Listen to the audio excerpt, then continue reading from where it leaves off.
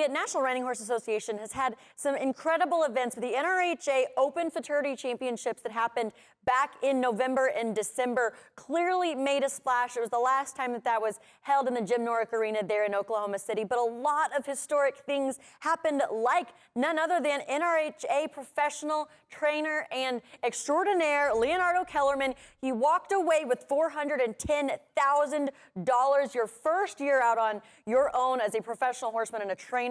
I mean, Leonardo, you had to have been very proud of your 2024 season as a horse trainer. Thank you. Yeah, it was amazing year we had, and being able to be my first year on myself, it was amazing. Leonardo, in Oklahoma, you rode a horse called Frozen Starburst to the Levels 2 and 1 Open Futurity Championships. Tell us about this horse. So this horse, he's a 4-year-old now.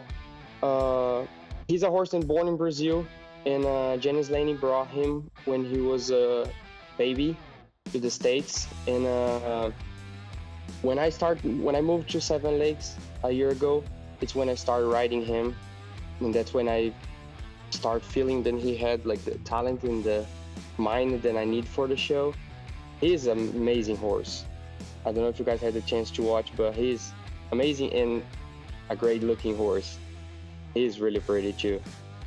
He's very handsome. We're taking a look at your run right here, and you just said you hadn't had a chance to look at it in some time. Walk us through what was going through your mind as you were making this run on this horse right here.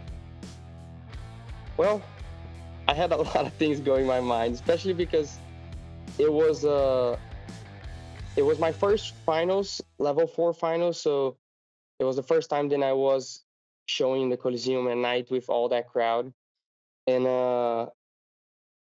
to have a horse with that much power in a moment like that, it was really special. So I was like just trying to be really focused and trying to maximize everything I had worked this whole last year. And Leonardo, when those video highlights came up, the first thing that we saw was that horse spinning. And I don't know, Elise, if you saw it, my jaw just went, wow. Mine too. There was a lot of wow in that horse, and there is a lot of wow in that horse. How you got to feel like you got something special underneath you there. Yes, I do. He always felt special. The whole time I rode him, he always felt that he was really special. And then I got to show him twice before last year. I had one good run, then I won in Tulsa last year on the 100X on his pre-futurity. It was actually his first run. And then I had another good run, but not quite as good. We had some bubble. So I knew he could be great. I just had to put it all together, and ended up being on the big stage where I had to put it all together, ended up being great. You know, getting to compete alongside so many greats in the industry, like Andrea Fappani, you worked for him for 5 years before you were able to go out on your own last year. What was it like being able to be in the arena and, I mean, walking away with $410,000? Like I said, amongst the people that you have been competing with and working for in the past, that must have felt pretty incredible to know that you were able to continue and build your own legacy. It was really special to the moment of, especially because it was my first big event. Then I made a level 4 finals, and being able to be with all those good trainers. Then I always watch it, and I made a few futurity finals before, but never a night on the level 4 final. So being able to be next to those persons and see that I was one of them, it was pretty special. Leonardo, let me ask you about your story, if you don't mind me being just a little bit nosy. Of course. Born in Brazil, came to the United States when you were 18 years old. What got you to this point? Who helped you? What got you to this point where you are quickly becoming an elite level trainer? I'm pretty young, but it's still a long journey. It feels like, at least. So I had a lot of people that helped me. Back in Brazil, I used to work for a guy. His name is Marcelo Almeida.